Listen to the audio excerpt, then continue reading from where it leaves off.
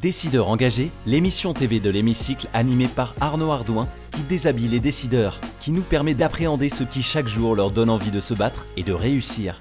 Bonjour à tous, ravi de vous retrouver dans On se dit tout, l'émission qui déshabille les décideurs. Et j'accueille aujourd'hui Béatrice Bihr. Bonjour Béatrice. Bonjour. Comment allez-vous? Très bien, merci. Vous êtes venue avec une valise. J'arrive tout droit de Londres. Et oui, parce qu'on va en parler, vous êtes la secrétaire générale du groupe Servier, entreprise française qui a des sites évidemment dans le monde entier. Donc vous avez bien fermé votre valise, ça ne craint rien, ne vous inquiétez pas, il n'y a aucun souci. D'abord une question à la femme secrétaire générale, parce que c'est un titre important.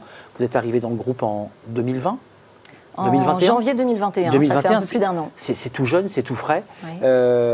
Comment on fait quand on est une femme, une mère de famille, lorsqu'on vous dit vous aurez des fonctions évidemment et des déplacements dans le monde entier? Comment on réorganise sa vie? Comment on fait? Je vais dire, on fait du mieux qu'on peut. Hein. Il n'y a pas de recette miracle. Moi, je dis souvent, quand je suis interrogée par des jeunes femmes qui souhaitent faire carrière et qui me posent la question, je leur dis qu'il faut déjà apprendre à ne pas être parfaite. Donc, il faut déjà renoncer à être une mère parfaite. Accepter. Exactement, une dirigeante parfaite ou une mère parfaite. On est forcément dans l'imperfection, mais on essaie de faire du mieux qu'on peut et on se débrouille. Vous vous débrouillez. Donc, vous trouvez l'équilibre? Écoutez, oui, je trouve un équilibre. Hein. J'ai l'impression de pouvoir à la fois consacrer du temps à ma carrière, consacrer du temps à mes enfants et à ma vie de femme. Ça demande beaucoup d'organisation, ça demande de prendre du recul. Ça demande aussi, on ne peut pas être investi de la même manière sur ces trois, j'ai envie de dire... Oui, c'est un dosage subtil. Exactement. C'est important que vous ayez accepté de venir dans On se dit tout, d'abord pour vous découvrir, connaître votre parcours, Sciences Po. Vous avez fait l'école des hautes études en défense nationale. Oui, tout à fait. L'IHEDN, qui est une très belle formation. Qu'est-ce que vous alliez chercher en faisant cette formation? C'était quoi votre désir? Deux choses. Déjà, j'étais à une époque de ma vie où j'avais envie un peu de rendre à mon pays. Donc, j'avais envie de m'investir et de prendre du temps pour mieux comprendre et voir comment je pouvais ensuite m'investir. Il y avait aussi une résonance un petit peu personnelle par rapport à des événements que j'avais pu vivre. Et puis, quand on est à haut niveau, je trouve que pour continuer à se former et à progresser, c'est important aussi d'être confronté à des gens qui pensent différemment. Et je me suis dit, l'armée française, moi, une femme, secrétaire générale, je pense qu'on... Oui, puis c'est un réseau très très large. On a vraiment des choses à partager, on va être très différents et on va beaucoup apprendre les uns des autres. Et oui, franchement, c'était une année tout à fait passionnante. J'ai appris énormément de choses. J'ai rencontré des gens incroyables. Notamment, j'ai découvert les militaires français, qui sont des gens extrêmement engagés, humbles. On leur dit, tiens, demain, tu vas dans tel pays, tu emmènes tes enfants, ta femme. Tiens, non, dans 3 ans, tu repars ailleurs. C'est souvent le cas, d'ailleurs. Tous les 3 ans, on change. Voilà. Et qui est aussi une armée qui investit beaucoup sur la formation de ces officiers. Avant de parler de Servier et des défis qui vous attendent, parce que vous êtes une jeune recrue, pour faire une métaphore avec l'armée française, ouais. Une jeune recrue chez Servier, qui est une entreprise qui a une très longue histoire, qui a été percutée évidemment dans l'actualité par cette affaire, mais vous seriez vu où si vous n'aviez pas été secrétaire général d'un groupe pharmaceutique? Quels étaient vos rêves? Quels sont vos rêves peut-être? Je vais peut-être vous décevoir, mais je ne suis pas quelqu'un qui ait beaucoup de plans de carrière. J'en discutais récemment parce que je cherchais à recruter un jeune collaborateur. Il me disait, mais où est-ce que je serai dans 2 ans, dans 3 ans, dans 5 ans, dans 10 ans? Je disais, écoute, moi, je n'ai jamais eu ce type de réflexion. En fait, les choix que j'ai faits, je les ai faits beaucoup par des rencontres, par des défis, par de la curiosité. Et je pense qu'il est important pour progresser, ce que je lui ai dit, c'est que je pense qu'il faut savoir sortir de sa zone de confort. Et aller, pas rester pour de mauvaises raisons et au contraire, saisir les opportunités. Et donc, moi, j'ai pas... Alors, quand j'étais toute jeune, j'aurais aimé être diplomate. Je pense parce que j'aimais les voyages, que moi-même, je suis de culture internationale. D'où la valise. Voilà, d'où la valise. Mais j'ai jamais regretté d'avoir... choisi, cette voie. C'est quoi le défi que vous vous êtes fixé en arrivant chez Servier? Je pense que le défi que je me suis fixé, c'était de faire la jonction entre une histoire, une tradition, des gens très engagés. Une personnalité, hein, le fondateur de cette entreprise, il a marqué l'entreprise. Oui, alors il est décédé quand même depuis 2014, donc moi, je veux dire, je ne l'ai pas rencontré, mais l'ancien secrétaire général a fait 40 ans de sa carrière au sein du groupe Servier. Quand il est arrivé, il y avait 200 personnes. Quand il est parti, il y en avait 22 000. Il y a des choses qui ont été créées, entre le petit site d'Orléans, pas très loin du centre-ville, et ce qui est devenu l'entreprise aujourd'hui, c'est incroyable. Voilà, et donc c'était à la fois faire ce lien entre un engagement très fort des salariés et un respect pour leur capacité entrepreneuriale, et puis apporter des choses nouvelles, apporter aussi voilà, mon expérience, ma vision, le fait d'être une femme au sein du comité exécutif, d'avoir vécu des choses différentes, avoir des expériences différentes. Et donc je pense que c'est vraiment ça qui me plaît. Comme on dit, du sang neuf. Du sang neuf dans l'entreprise, qui apporte un nouveau regard, oui, un autre discours. Exactement. Et en même temps, je leur dis, parce que je connais un petit peu cette entreprise, il faut aussi rentrer dans l'histoire de cette entreprise. Elle a une histoire. Bien sûr. Elle a des traditions, elle a une façon de faire. Bien sûr. Donc, c'est toujours garder ce respect pour ce qui a pu être fait et construit, et en étant aussi un agent du changement.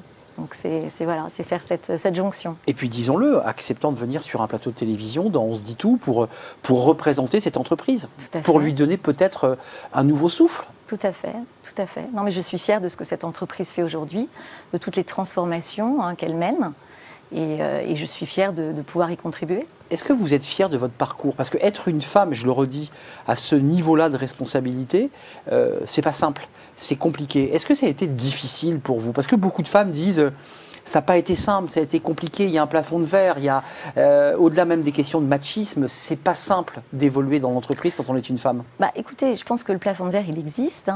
Moi, je suis aussi administratrice et vice-présidente d'un cercle qui s'appelle le Cercle Montesquieu, exactement, qui rassemble 450 directeurs et directrices juridiques. Et au sein de ce cercle, j'ai créé une commission dédiée aux femmes, ça s'appelle directeur juridique au féminin, DJ au féminin. Et donc, on fait des enquêtes, on se renseigne, on fait intervenir des intervenants. Et on a fait notamment un classement des cabinets d'avocats, les 100 plus gros cabinets d'avocats au regard de la parité. Et qu'est-ce qu'on voit? C'est une profession très féminisée, et on voit qu'il y a 70% de collaborateurs femmes, ce qui est logique, et seulement 20% de femmes associées. Donc j'ai envie de dire, voilà, il existe ce plafond de verre. Maintenant, à titre personnel, c'est vrai que moi j'ai été élevée par ma mère, on était 2 sœurs, et j'ai envie de dire, il n'y avait pas de limite par rapport à ce que j'avais envie de faire, donc quelque part je ne me suis pas sentie brimée dans mes ambitions. Et la preuve? Et la preuve. Et donc aujourd'hui, je pense que ce qui est important, c'est pour les femmes surtout d'avoir des rôles modèles. Donc si moi je peux servir d'une certaine manière à susciter des vocations, et ben écoutez, je suis fière de pouvoir le faire. On passe à la question G-Collect, si vous en êtes d'accord, Béatrice. La FinTech du recouvrement éthique, un jingle et la question.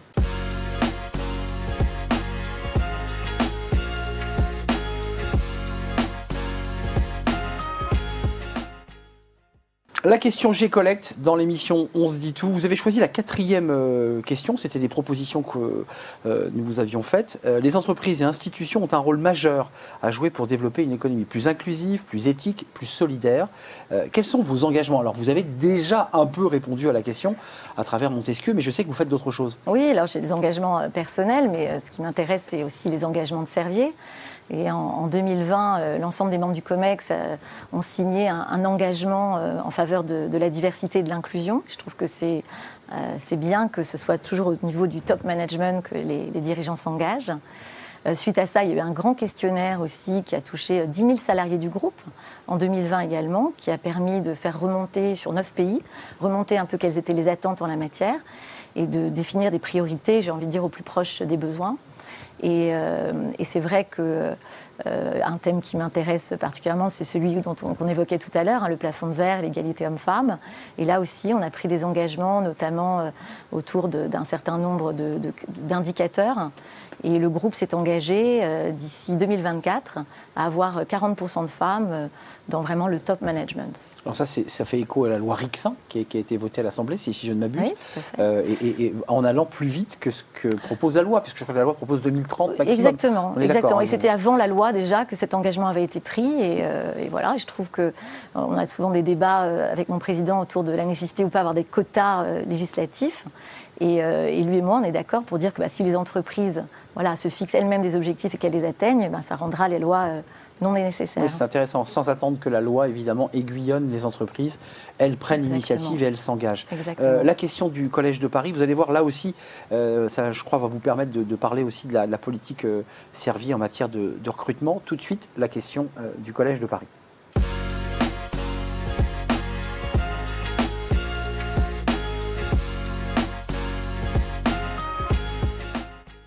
La question du Collège de Paris, une question alors que vous avez choisie parmi 5 questions.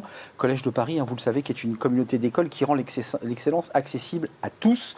La question 5, c'est la question qui traite de l'onboarding, mot barbare qui indique la manière dont on intègre une entreprise, comment on accompagne les collaborateurs et les jeunes diplômés, mais aussi les stagiaires et les alternants. Ce qui m'amène évidemment à vous poser la question de et ça c'est évidemment, ça incombe au RH et à la secrétaire générale, à la stratégie de recrutement et à la manière dont vous ouvrez grand vos bras aux talents et aux jeunes talents. Tout à fait, et je remercie effectivement pour cette question, parce que c'est quelque chose sur lequel je pense on est assez bon au sein de chez Servier, parce que d'abord on reçoit énormément de stagiaires, d'alternants, de VIE. Rien que sur nos sites français, on a reçu entre 400 et 500 stagiaires par an, plus de 70 VIE dans l'ensemble de nos filiales. On a quand même plus de 100 filiales à travers le monde. Hein, donc, 22 000 salariés, c'est 5 000 salariés en France, on ne l'a pas dit. Tout à fait. Et le reste dans l'ensemble de vos filiales. Hein. Exactement, avec plus d'une centaine de filiales. Et même au sein du secrétariat général, j'ai des VIE un peu partout dans le monde, aux États-Unis, en Belgique, voilà, donc dans pas mal d'endroits. Et donc, alors déjà, bien évidemment, ils sont accueillis, par les équipes qui les reçoivent. Mais au-delà de ça, on a toute une petite équipe qui s'appelle Servier Campus, qui va organiser des communautés, des rencontres, des ateliers de formation.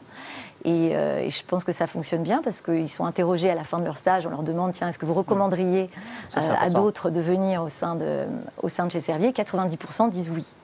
Et aussi, petit bonus, au-delà de la communauté des étudiants qu'on reçoit au sein de nos équipes, on a aussi mis en ligne, et c'est gratuit et accessible à tous, des conseils pour les étudiants sur comment préparer leur CV, comment se préparer un entretien.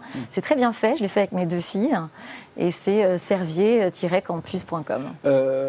En un mot, vous faites passer le message, on a bien compris que Servier ouvrait grand ses bras, tant aux stagiaires qu'au recrutement. Est-ce que, comme dans beaucoup d'autres entreprises et dans d'autres secteurs industriels ou de services, vous êtes aujourd'hui confronté à une difficulté de recrutement ? C'est-à-dire cette génération Z dont on parle beaucoup, qui dit j'ai pas forcément envie de rentrer dans un grand groupe, je voudrais plus de télétravail. Comment ça se passe, ça ? Écoutez, oui, on en parle beaucoup, et c'est des choses dont on discute aussi au niveau du comité exécutif, mais on ne le ressent pas tellement chez Servier. Alors, c'est vrai quelque chose dont on n'a pas discuté, mais qui est peut-être quelque chose qui attire beaucoup les jeunes. C'est d'abord, on est quand même dans un métier qui est porteur de sens, puisqu'on soigne les gens, donc c'est des choses qui intéressent les jeunes. Et puis 2, aujourd'hui, le groupe Servier est gouverné par une fondation, et il n'a pas d'actionnaire, donc ça veut dire que 100% des profits que nous générons sont réintégrés et dans l'entreprise, 100% de ce qu'on gagne est réinvesti dans la recherche. Et ça c'est un discours qui plaît beaucoup, en fait. Parce que les jeunes aujourd'hui cherchent du sens. Enfin, je pense que vous avez des retours des recruteurs qui vous disent il faut qu'on réadapte aussi notre manière de proposer les postes et d'y mettre du sens. Tout à fait. Et on voit qu'il y a quand même une remise en cause d'un certain modèle capitaliste par les jeunes aujourd'hui. Et donc, voilà. C'est ça la question. La question de fond, c'est celle-là. C'est le modèle de société que les jeunes sont en train de tout petit peu de scier ou d'user doucement, en tout cas de transformer de l'intérieur. En tout cas de transformer. Je pense qu'il faut être ouvert aux discussions et voir un peu comment nous, entreprises, on peut y contribuer. On termine, si vous en êtes d'accord, Béatrice Bihr, avec la question de l'hémicycle. Alors vous aurez... C'est un exercice qui n'est pas simple, je vous le concède. 1 minute, 1 minute 15 devant la caméra. Je vois que vous vous préparez déjà, vous vous mettez en position. La question de l'hémicycle, c'est tout de suite après le jingle.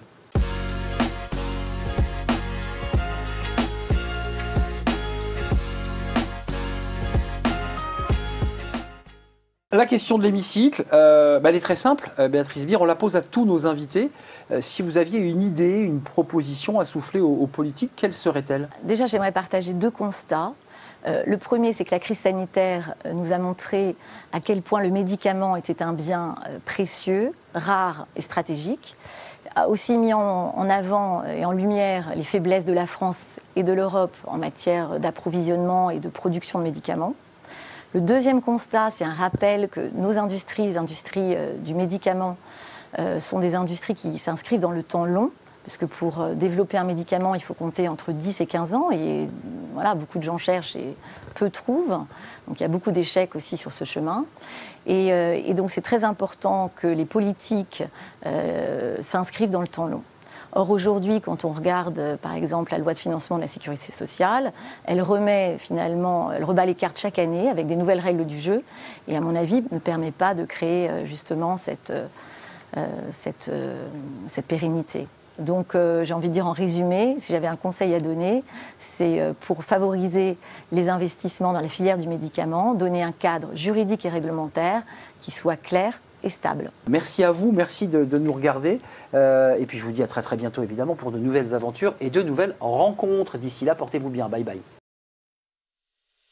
Décideurs engagés, l'émission TV de l'Hémicycle animée par Arnaud Ardouin qui déshabille les décideurs, qui nous permet de mieux les connaître dans l'intimité et d'appréhender ce qui chaque jour leur donne envie de se battre et de réussir.